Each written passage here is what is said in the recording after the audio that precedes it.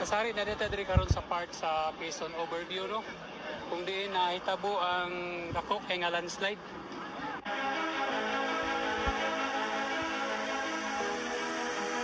And sa ato nakita mga kasari no, ang 6 lane nga dalan. Ang 6 lane 1 2 3 4 5 6. Ang 6 lane nga dalan mga kasari is ang nabilin is duha na lang no. Ang isa pa gyud nga part sa nabilin is halos matunga na nga nakabkab ang yuta. So dili na gid siya maagian og sakyanan.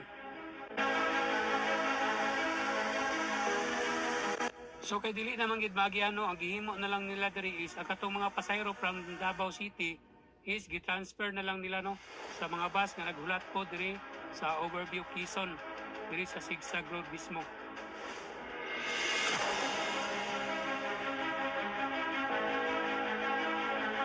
And sa karon no, nakita nato kamulo pagyapon ang retrieval operation sa nahulog kung nadala sa landslide nga mga sakyanan no.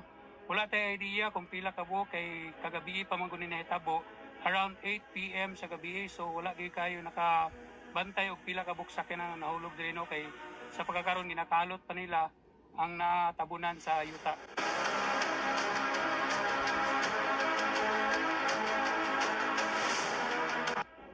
And so sa mga kaplano nga moagi diri sa Quezon Overview karon og naibiyahe paingon og Davao City or gikan ka og Davao City paingon ka og Bukidnon, pangita na lang gid mo og line ruta no, kay dili na gid siya paagian diri area kay delikado kayo.